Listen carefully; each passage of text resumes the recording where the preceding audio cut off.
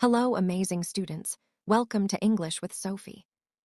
There is something quietly powerful happening inside the minds of people who speak English confidently. It is not what most people expect. It is not a massive vocabulary. It is not years of grammar study. It is not a natural gift that only some people are born with. Instead, it is something much simpler, something almost invisible, something that most language teachers never explain clearly enough. The people who speak English with ease every day are not the people who studied the most. They are the people who train their mouths, their instincts, and their confidence with a very small, very specific set of sentences. And once those sentences became automatic, everything changed for them. The gap between struggling speakers and confident speakers is not made of intelligence. It is made of the right sentences, repeated at the right time, until they became as natural as breathing. And today, that gap closes for you. She had been studying English for 6 years, 6 full years of grammar books, vocabulary lists, online courses, and classroom lessons. And yet, the moment someone asked her a simple question in English, her mind went completely blank. The words disappeared. The sentences collapsed. And the silence that followed felt heavier than any mistake she could have made. That silence was the moment she realized something was deeply wrong with the way she had been learning. Because all those years of studying had filled her head with knowledge, but they had never trained her mouth to speak.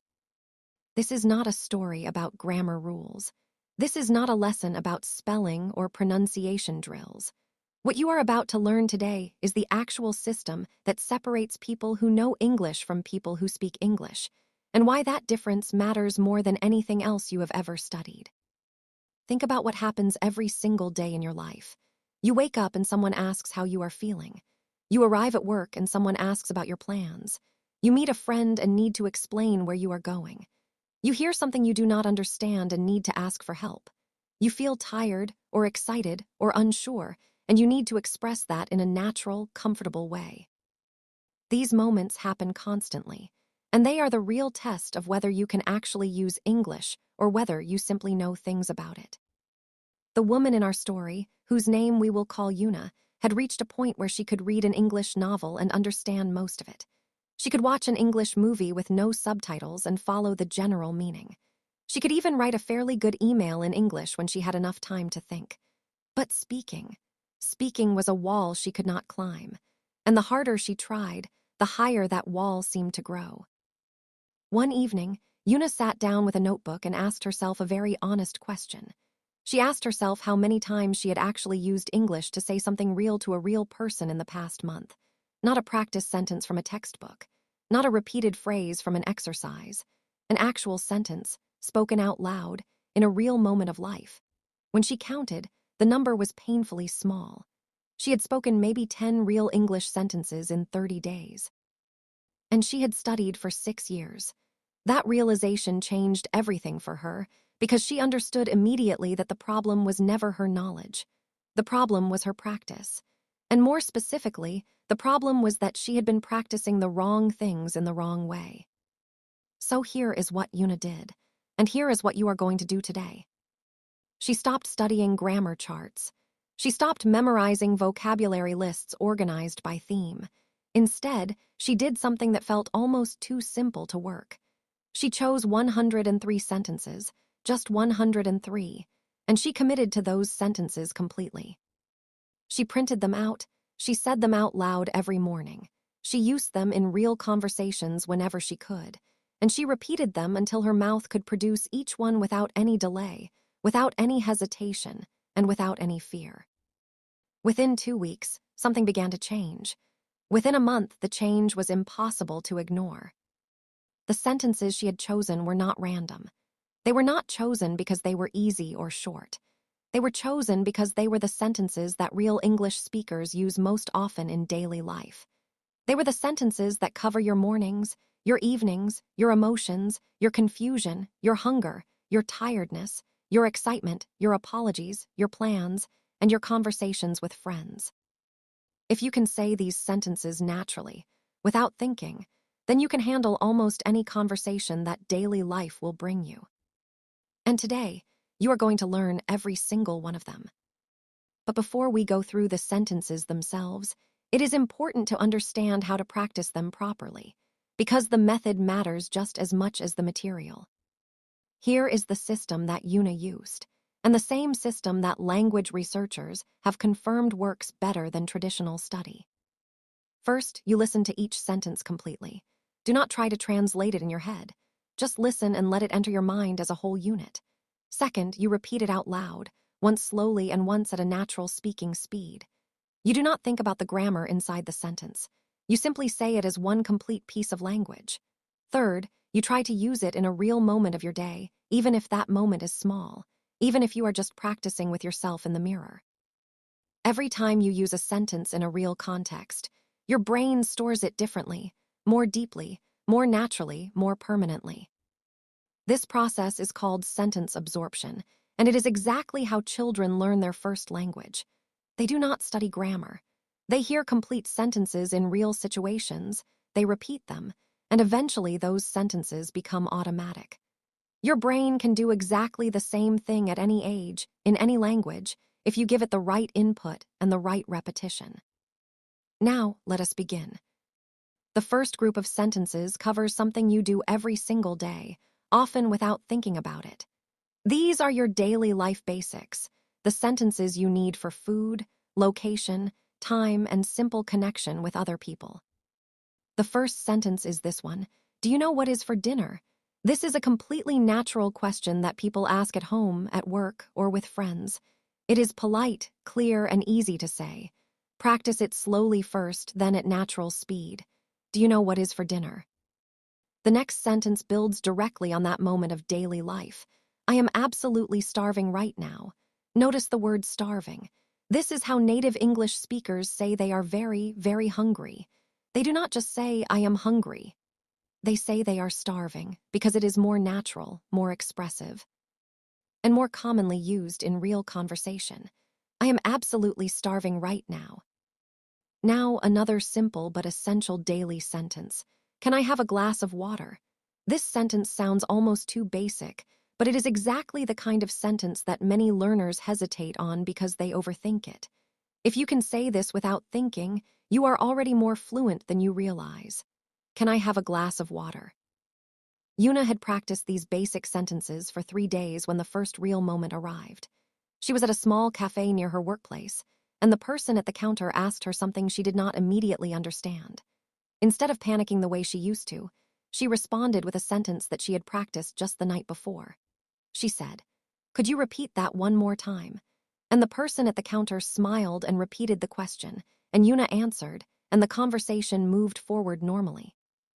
That small moment felt enormous to her because it was the first time in years that she had handled an unexpected English exchange without freezing.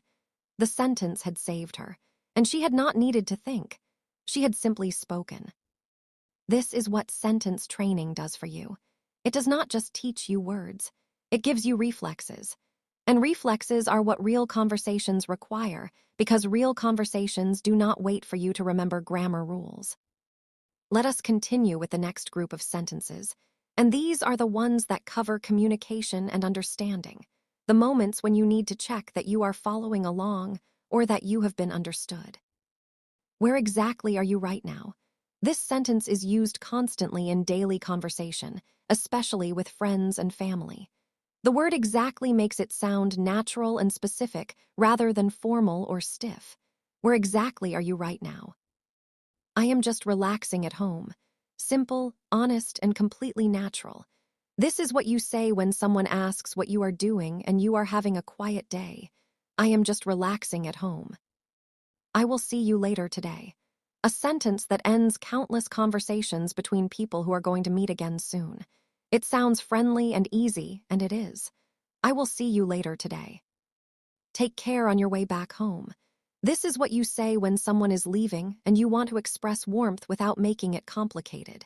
It is caring and natural at the same time. Take care on your way back home. I hope you have a wonderful day. This sentence works in almost any situation where you are ending a conversation on a positive note. It is warm, clear, and widely used. I hope you have a wonderful day. Now here is something important to understand about these sentences. They are not just vocabulary. Each one carries a social function. When you learn the sentence, "Take care on your way back home," you are not just learning words. You are learning how to express care for another person in English. You are learning the exact phrase that native speakers use in that specific moment. And when you know that phrase automatically, you do not just sound fluent, you feel fluent. And that feeling is what removes the fear. Yuna noticed this shift happening in herself around the end of her second week of practice. She stopped translating in her head before she spoke. She stopped searching for grammar rules. The sentences were simply there, ready and waiting, and she just reached for them the way she would reach for a pen on a desk. That ease, that readiness, is what fluency actually feels like from the inside. The next set of sentences covers moments of confusion and clarification, because no matter how well you speak, there will always be moments when you need someone to slow down, repeat themselves, or explain something differently. I forgot what I was going to say. This happens to everyone, in every language, and it happens all the time. Knowing how to say it naturally removes a huge amount of pressure from conversations. I forgot what I was going to say. Could you repeat that one more time? This is your rescue sentence. This is the sentence that saves you when you miss something important. Say it naturally, without embarrassment, because native speakers use it constantly. Could you repeat that one more time? Please speak a little slower for me. This is a polite and perfectly normal request. English speakers understand that not everyone is a native speaker, and asking someone to slow down is completely acceptable in any conversation. Please speak a little slower for me. I understand exactly what you mean. Use this when you want to confirm that you have followed something clearly. It sounds engaged and confident. I understand exactly what you mean. I am sorry, but I really do not get it. This is one of the most natural ways to say you are confused. The phrase, "do not get it," is used constantly in everyday English. It sounds human, it sounds honest, and it works in almost any casual conversation. I am sorry, but I really do not get it. Do you know what this word means? A simple question that shows intellectual curiosity rather than weakness. Strong learners ask questions. Do you know what this word means? Yuna used these clarification sentences more than almost anything else during her first month of real English conversations. And she noticed something unexpected. When she asked people to repeat themselves or to slow down, they did not seem annoyed. They seemed happy to help. In fact, several people told her they appreciated that she was honest about what she understood and what she did not. Because honesty in communication is something people respect in any language. So if you have ever felt embarrassed about asking for clarification, release that feeling today. The sentence, "Could you repeat that one more time?" is not a sign of weakness. It is a sign of a person who is genuinely trying to communicate well. The next group covers weather and the physical world around you, because these are the topics that come up in almost every casual English conversation. It is getting quite cold outside. This is a sentence you will use dozens of times every winter. It is natural, it is conversational, and it opens doors to further discussion. It is getting quite cold outside. The weather is boiling hot today. The phrase boiling hot is an idiom that native speakers love. It means the temperature is so high that it feels almost unbearable. This is not formal language. This is the way real people talk about hot days. The weather is boiling hot today. I need some coffee to wake up. This is the kind of sentence you hear every single morning in English-speaking environments. It is personal, relatable, and completely natural. I need some coffee to wake up. Now, let us move into a set of sentences that many learners overlook, but which are absolutely essential for social life. These are the greeting and check-in sentences, the ones you use when you meet someone you know and want to connect genuinely. Long time no see. How are you? This is a classic English greeting for someone you have not seen in a while. It is friendly, warm, and immediately understood. Long time no see. How are you? How is it going with you today? This is more casual than "how are you?" And it sounds more natural in everyday conversation. It shows genuine interest without being too formal. How is it going with you today? I am doing really well, thank you. This is your standard, comfortable answer when someone asks how you are. It is positive, it is complete, and it sounds natural. I am doing really well, thank you. What have you been up to lately? This is how native speakers ask about your recent life. It sounds curious and friendly. What have you been up to lately? Not much, just the usual daily stuff. And this is how you answer when your life has been fairly normal and routine. It is relaxed, honest, and completely natural. Not much, just the usual daily stuff. These greeting sentences matter more than people often realize, because the first 30 seconds of any conversation sets the tone for everything that follows. When you can open a conversation naturally, confidently, and warmly, the rest of the conversation becomes easier for both. Appear across the arc of a real interaction. Two people are meeting to discuss whether they should start a small project together. They have known each other for a while, but this is the first time they are seriously considering a professional collaboration. The energy in the room is careful and curious. Both of them want to be honest, but both of them also want to move forward if the conditions are right. Early in the conversation, one person describes their previous experience with a similar project. The other person had assumed it went smoothly, but the description reveals complications. Rather than simply accepting the rosy picture she had imagined, she says, "Actually, I had no idea it was that difficult." The word actually signals that her understanding has just shifted. It is honest. It is not dramatic. It simply marks the moment when new information replaced an assumption. And because the word is there, the speaker does not have to belabor the point. The emotional update is complete in one word. A few minutes later, the same person is trying to explain the scope of what their new project would involve. The other person is asking questions that are getting more and more detailed, and the explainer realizes that the details are starting to obscure the core idea. So she pauses and says, "Basically, we would be creating one central resource that everyone on the team can update and access." The word basically acts like a reset button. It draws the conversation back to the essential point and removes the noise of details that, while real, were not the heart of the matter. The other person nods. They understand. The conversation can move forward.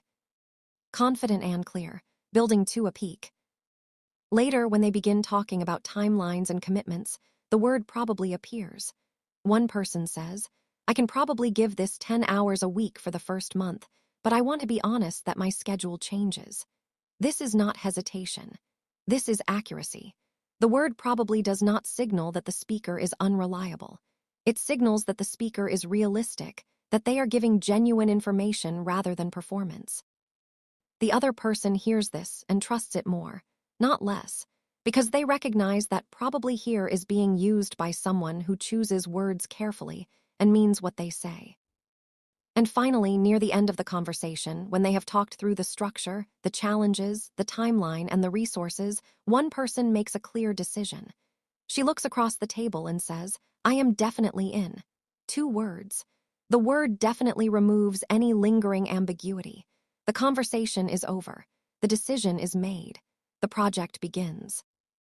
And the emotional journey of that entire exchange, from honest surprise to clear simplification to honest uncertainty to full commitment, was mapped, moment by moment, by these 4 words working together in their natural order.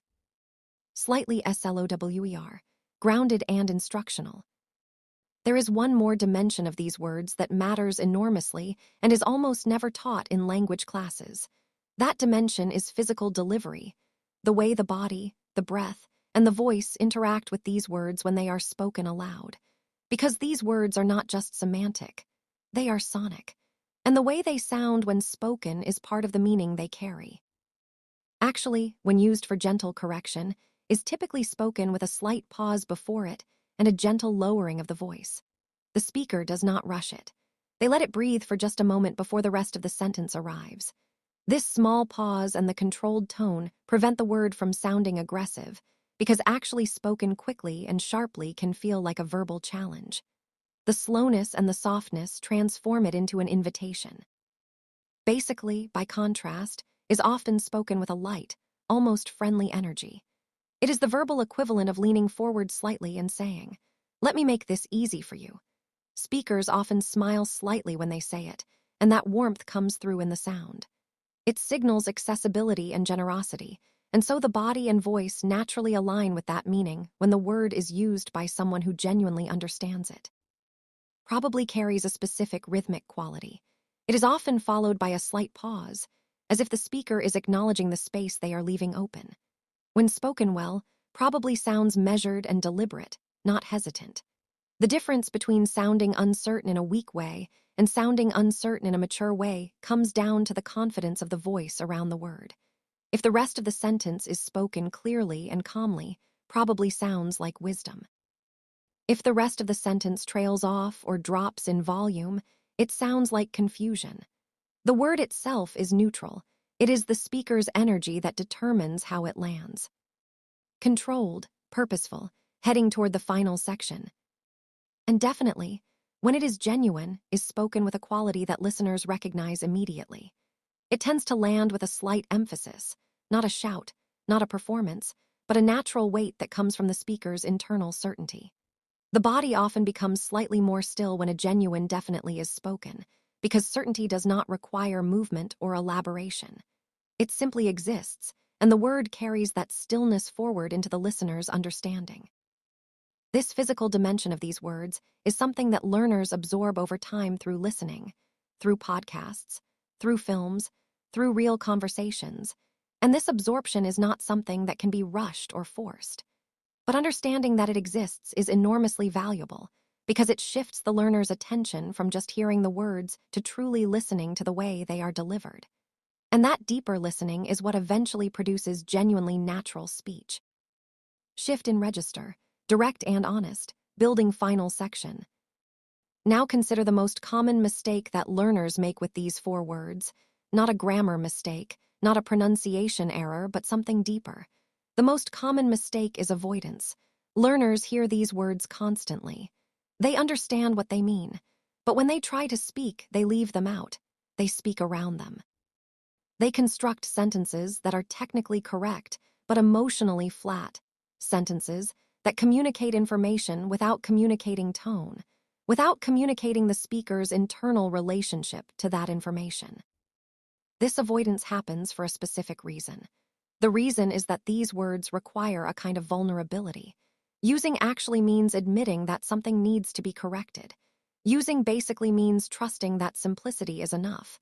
Using probably means being honest about uncertainty. Using definitely means making a commitment out loud. Each of these actions involves a small risk, and the language learner, already carrying the risk of speaking in a second language, often chooses to minimize additional risk by sticking to the safest possible sentences. The result is speech that communicates without connecting speech that is heard but not felt. The way through this avoidance is not to practice the words in isolation. It is to practice the emotional situations in which they belong. This means deliberately seeking out conversations where correction might be needed and practicing the gentle tone that makes actually work. It means explaining complicated things in their simplest possible form and feeling the satisfaction of basically doing its job. It means learning to speak honestly about what is uncertain rather than performing false confidence, and discovering that probably builds more trust than the absolutes it replaces. It means recognizing the moments when full commitment is genuinely present and letting definitely carry that weight instead of softening it unnecessarily. Slower, reflective, vivid final scene building. There is a particular kind of English speaker who is difficult to define but immediately recognizable. This speaker is not the person with the largest vocabulary. They are not the person who speaks the fastest or uses the most complex grammar. They are the person who sounds, above all else, honest. When they correct something, the correction feels respectful. When they explain something, the explanation feels accessible. When they express uncertainty, the uncertainty feels mature rather than confused. When they commit to something, the commitment feels real rather than performed. This speaker sounds this way not because they have studied harder or practiced longer, though they may have done both, but because they have learned to align their language with their actual internal experience. They use words that mean what they feel, and they feel what they mean. These 4 words, actually, basically, probably, definitely, are among the most powerful tools available to a speaker who wants to sound exactly like that. They are not decorative. They are not shortcuts.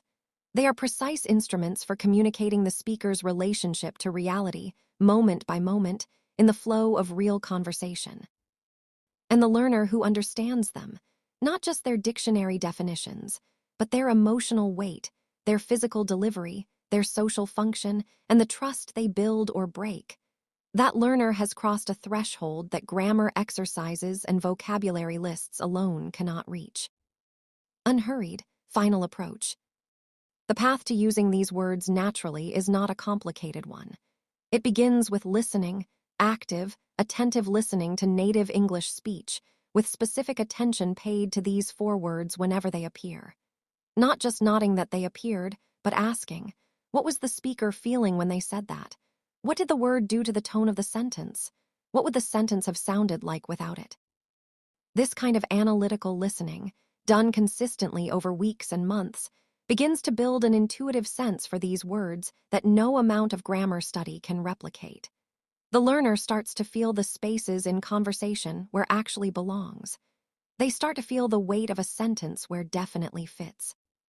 They start to hear the difference between a probably that sounds mature and a probably that sounds weak, and they begin to understand that the difference is not the word, but the energy surrounding it. From listening, the path moves naturally to experimentation, small, low-stakes attempts to use these words in real conversation. A text message to a friend, a short explanation to a colleague, a comment in an online discussion. These small moments of use are far more valuable than extended practice sessions in artificial settings because they are real. The words are doing real work in real communication, and the speaker receives real feedback, not from a teacher with a correction in red pen, but from the conversation itself. If the tone lands well, the exchange continues naturally. If it does not, the speaker learns from the friction, and the learning sticks. Final section: deliberate, quiet authority building. Over time, this process transforms these 4 words from studied vocabulary into something closer to instinct. The learner no longer thinks, should I use actually here? They simply use it, the way a person reaches for the right tool without looking at the toolbox, because their hands already know where it is. And when that happens, when these words begin appearing naturally in speech without deliberate calculation, the learner has not just learned 4 new words. They have absorbed a new level of the language, a level where words carry feeling, where tone carries meaning, and where a single well-placed word can do the work of an entire additional sentence. This is what fluency actually feels like from the inside. Not speed, not complexity, not the absence of pauses or the perfection of pronunciation. Fluency feels like this: the quiet confidence of having the right word available at the right moment, chosen not by formula but by instinct, placed not by rule but by feeling, landing not on paper but in the listener's understanding like something that was always supposed to be there. Final line: calm, measured, quietly authoritative. The learners who eventually sound native are not the ones who studied the most rules. They are the ones who stopped being afraid of small words.